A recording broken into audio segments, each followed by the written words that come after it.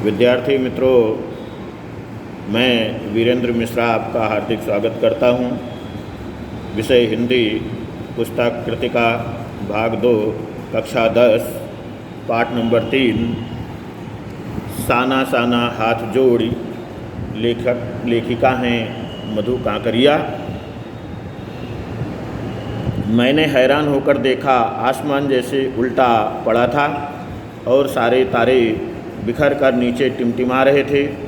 दूर ढलान लेती तराई पर सितारों के गुच्छे रोशनियों की एक झालर सी बना रहे थे, यानी आसमान ताराओं से भरा हुआ था, जिससे स्वाभाविक है कि शाम का या रात के समय का दृश्य था।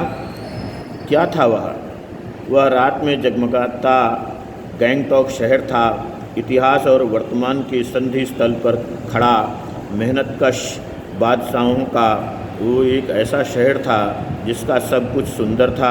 सुबह शाम रात, यानी सब कुछ सुंदर था।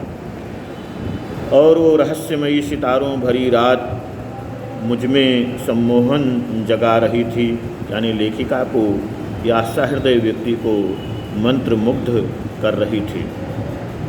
कुछ इस कदर कि उन जादू भरे क्षणों में मेरा सब कुछ स्थगित था, अर्थहीन था। मैं, मेरी चेतना, मेरा आसपास, मेरे भीतर बाहर सिर्फ शून्य था। और थी अतीन्द्रियता में डूबी रोशनी की वो जादुई झालर। अतीन्द्रियता यानी इंद्रियों से अलग, इंद्रियों से परे।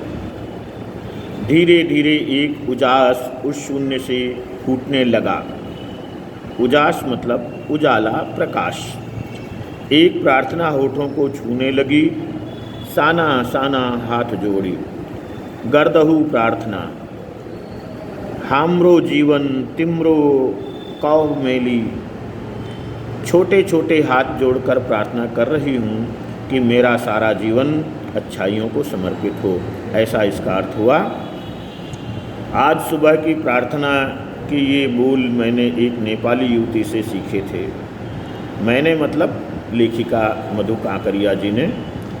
सुबह हमें यूमथांग के लिए निकल पड़ना था, पर आंखें खुलते ही मैं बालकनी की तरफ भागी। यहाँ के लोगों ने बताया था कि यदि मौसम साफ हो तो बालकनी से भी कंचनजंगा दिखाई देती है। हिमालय की तीसरी सबसे बड़ी चोटी कंचनजंगा है। पर मौसम अच्छा होने के बावजूद आसमान हल्के हल्के बादलों से ढका था। पिछले वर्ष की ही तरह इस बार भी बादलों के कपाट ठाकुर जी के कपाट की तरह बंद ही रहे। कंचनजंगा ना दिखाई देती थी, ना दिखी, पर सामने ही रकम रकम के रंग बिरंगे इतने सारे फूल दिखाई पड़े कि लगा फूलों के बाग में आ गई हूँ। रकम रकम मतलब तरह तरह के, भांति भांति के फूल। बहरहाल गैंगटॉक से 149 किलोमीटर की दूरी पर थूमथांग था।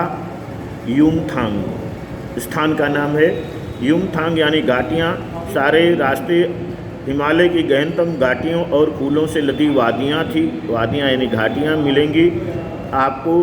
ड्राइवर कम गाइड जितने मार्ग मुझे बता रहा था, क्या वहाँ बर्फ़ मिलेगी।